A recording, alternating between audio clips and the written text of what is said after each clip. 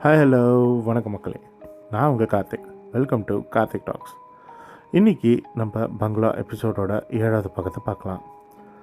முன் பக்கமாக ஓடுவதற்கு பதிலாக பின்னோக்கி போன கடிகாரம் மணி தொடர்ந்து 12 அடித்து கொண்டு இருந்ததைக் கண்டு சேவியர் மனதில் பயமும் கலக்கமும் ஒருங்கே ஏற்பட்டது. அதனால் கடிகாரம் மாட்டியிருந்த சுவற்றின் அருகே ஒரு ஸ்லைடு போட்டு அதன் மீறி ஏறி கடிகாரம் உள்ளே 1 மணிக்கு மாற்றினார். அப்பொழுதும் 12:30 மணிக்கு அடிக்க வேண்டிய மணி அடிக்கவில்லை.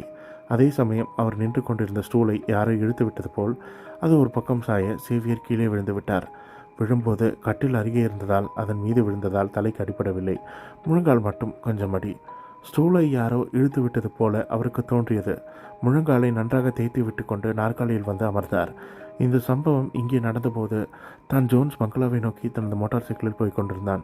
எப்படியும் இருட்டுவதற்குள் பங்களாவிற்குள் போய்விட வேண்டும் என்று அவன் முடிவு செய்திருந்தான். 1/2 மணி நேரத்தில் ஜோன்ஸ் பாலத்தின் அருகே வந்துவிட்டான்.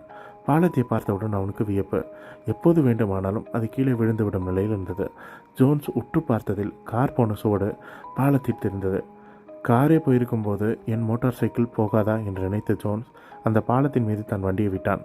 பாலம் லேசாக ஆடியதை பொருட்படுத்தாதான் பாலத்தை கடந்து விட்டான் ஜோன்ஸ். ஆனால் பாலத்தை விட்டு சற்று தூரம் போனவுடன் வண்டி நின்று விட்டது. வண்டியை ஸ்டாண்ட் போட்டு நிறுத்திவிட்டு ஒரு சிகரெட்டை பற்ற வைத்தான் ஜோன்ஸ். அப்பொழுது மணி 1:45. இன்னும் 20 நிமிடங்களில் பங்களாவிற்குள் போய்விடலாம் என்று ஜோன்ஸ் நினைத்தான். அங்கே நின்றவாறு சூழ்நிலையை கவனித்தான். அடர்த்தியான மரங்கள், நடுவே ஒரே வழி. கீழே அசுர வேகத்தில் புல் வளர்ந்திருந்தது. அதிலும் ஒரு கார் போன தடயம் நன்றாக தெரிந்தது. அந்த கார் வில்சன் மேத்யூஸாக தான் இருக்க வேண்டும் என்று நினைத்தான். சிகரெட்டை எரித்துவிட்டு வண்டியை ஸ்டார்ட் செய்தான். ஒரே உதையில் ஸ்டார்ட் ஆகும் வண்டி இன்று பல உதைகள் கொடுத்த பின்னும் அதற்கு உயிர் வரவில்லை. திரும்பவும் வண்டியை ஸ்டாண்ட் போட்டு நிறுத்தினான். டூல்ஸ் பாக்ஸை திறந்து ஸ்பேனரை எடுத்து பிளக்கை கழற்றி பார்த்தான். அது நன்றாக சுத்தம் செய்து வண்டியில் போட்ட பின் மீண்டும் வண்டியை ஸ்டார்ட் செய்தான். வண்டி புறப்படவில்லை. ஜோன்ஸ் ஒரு மெக்கானிக். அதனால் அவனே வண்டி ரிப்பேர் பார்க்க ஆரம்பித்தான். பெட்ரோல் அடைப்பு ஏதாவது இருக்கும் என்று நினைத்து கார்பரேட்டை கட்டி நன்றாக சுத்தம் செய்தான். நேரம் போய் கொண்டிருந்தது. அவனுக்கு தெரியவில்லை. மணியை பார்த்தான். மணி 6 ஆகிவிட்டிருந்தது. வண்டிக்கு வேண்டிய எல்லா வேலைகளும் செய்தவராயிற்று. வண்டியில் எந்த விதமான கோளாறும் இல்லை. இருட்டும் வேகமாக பரவி கொண்டு வந்தது. இன்னொரு தடவை வண்டியை இயக்கி பார்க்கலாம் என்று நினைத்தபோது வண்டியின் இன்ஜின் உயிர் பெற்றது. அத்துடன் அதிலிருந்து விளக்கும் இருந்தது. வழி சரிவர தெரியாததால் மெதுவாக அதே பாதையில் போனான். சிறிது தூரத்துக்கு பின்னால் எதில் ஒரு கேட் தெரிந்தது. இது பங்களாவாத்தான் இருக்க வேண்டும் என்று அவன் நினைத்தான். வண்டியிலிருந்து இறங்கி கேட்டின் கதவுகளை திறக்கலாம் என்று நினைத்தபோது இரும்பு கதவுகள் கரகரவென்று சப்தத்துடன் தானாக திறந்து கொண்டன. திறந்தது யார் என்று ஜோன்ஸ் பார்த்தபோது அங்கே யாரும் இருக்கவில்லை. அதனால் தன் மனதில் லேசான பயம்.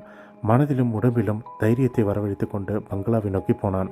மேத்யூஸ் இங்கேதான் இருக்க வேண்டும். சுற்றும் முற்றும் பார்த்தபோது மேத்யூஸின் கார் எங்கேயும் தென்படவில்லை.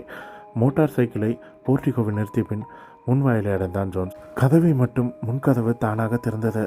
கையில் ஒரு லாந்தலோடு நின்றிருந்த ஒரு கிழவனை ஜோன்ஸ் கண்டான். உள்ளே வாருங்கள், கிழவன் அழைத்தான். ஜோன்ஸ் உள்ளே நுழைந்தான். இங்கே வர மிகவும் சிரமப்பட்டீங்களா? இது கிழவனின் கேள்வி. இல்லை, அப்படி ஒன்றும் இல்லை என்றான் ஜோன்ஸ். வழி மோட்டார் சைக்கிள் நின்று போயிற்றா? அது எப்படி உங்களுக்கு தெரியும்? 1 மணிக்கு புறப்பட்டு நீங்கள் இதற்கு முன்பே வந்திருக்க வேண்டுமே. அதனால் தான் கேட்டேன். நீங்கள் தானே ஆண்ட்ரூ ஜோசப்? சந்தேகமே வேண்டாம், நான் தான். என்னுடன் வாருங்கள், உங்கள் அறையை காட்டுகிறேன். வில்சன் மேத்யூஸ் எங்கே? அதையெல்லாம் பிறகு சொல்கிறேன். முதல்ல உங்கள் பெட்டியை எடுத்துக்கிட்டு என்னோட வாருங்கள். இந்த நபரின் பேச்சு கேட்டால் மேத்யூஸுக்கு ஒரு ஆபத்தும் இல்லை போல தெரிந்தது. மோட்டார் சைக்கிளில் இருந்து தனது சிறிய பெட்டியை எடுத்துக்கொண்டு மீண்டும் உள்ளே வந்தான். வாருங்கள் என்று அறையை காட்டுகிறேன். இருவரும் 2வது மாடிக்கு போனார்கள். நீங்கள் இந்த அறையில் இருக்கலாம். நான் உங்களுக்கு ஆகாரம் தயார் செய்கிறேன். இங்கே நீங்கள் வந்து ஒரு விஷயத்துக்கு மிகவும் நல்லதாக போய்விட்டது. கிழவன் போனவுடன் ஜோன்ஸ் அறையை சுற்றி பார்த்தான். ஒரு பெரிய கட்டில், அதற்கு பின்னால் அலமாரி, ஒரு மேஜை, நாற்காலி, இவைதான் அந்த அறையில் இருந்த பொருட்கள். ஆடைகளை கழற்றிவிட்டு லுங்கியில் மாறினான் ஜோன்ஸ். விளக்கின் திரியை சற்று பெரிதாக்கிவிட்டு ஒரு சிகரெட் குடிக்கலாம் என்று தீப்பெட்டியை கையில் எடுத்தபோது யாரோ தட்டிவிட்டது போல் அது கீழே விழுந்தது. அதை குனிந்து எடுத்தபோது மேஜைக்கடியில் ஒரு சிறிய கைப்பெட்டி இருந்ததை அவன் பார்த்தான். மிகவும் சத்தையுடன் அதை கையில் எடுத்து மேஜை மீது வைத்தான். திறந்து பார்த்தபோது அது வில்சன் மேத்யூஸின் பெட்டியாக இருந்தது. இதை கண்டவுடன் ஜோன்ஸ் உடலில் லேசான நடுக்கமும் பயமும் தானாக இடம்பெற்றன. மேத்யூஸுக்கு என்னமோ ஆகிவிட்டது. அதனால்தான் அவளது அறையை எனக்கு ஒதுக்கியிருக்கிறார்கள். மனதில் கலக்கத்துடன் மேஜையை திறந்தான். அதில் 2 டைரிகள் இருந்தன. முதல் டைரியில் பெயர் இல்லை. முதலில் சில பக்கங்கள் கிழிக்கப்பட்டு வேறு இருந்தது. 2வது டைரி வில்சன் மேத்யூஸின் டைரி. மற்றவர்களின் டைரியை படிப்பது தவறு என்று தெரிந்தும் இருந்தாலும் இப்பொழுதைய சூழ்நிலையில் வில்சனின் டைரியை பார்த்தால்தான் அவனை பற்றி விவரம் புரியும். புரட்டினான். பத்திரிகை விளம்பரத்தை பார்த்த பற்றியும் அதற்கு மேத்யூஸ் எழுதிய கடிதம் அதற்கு வந்த பதில் இவ்வளவையும் விவரமாக எழுதியிருந்தான் மேத்யூ. தொடர்ந்து ரோஸ்மேரியை பார்த்ததும் அவளுடன் பழகியதும், பிறகு பங்களாவில் பின்பக்கமாக இருந்த கல்லறைக்கு போனது, அங்கே 50 வருடங்களுக்கு முன்னால் இறந்தவர்களின் பெயரை பார்த்து எல்லாமே டைரியில் தெளிவாக இருந்தன. மறுபக்கத்தில் டாக்டர் ரோஸ்மேரியை தூக்கி ஜன்னலுக்கு வெளியே போட்டது வரை டைரியில் இருந்தது. அதற்கு பிறகு டைரியில் எதுவுமே எழுதப்படவில்லை. இதுவரை என்ன நடந்திருக்கிறது என்பது பற்றிய தகவல்கள் டைரியை படித்த விஷயங்களிலிருந்து யூகிக்க முடிந்தது. வில்சன் மேத்யூஸ் பங்களாவில் இல்லை.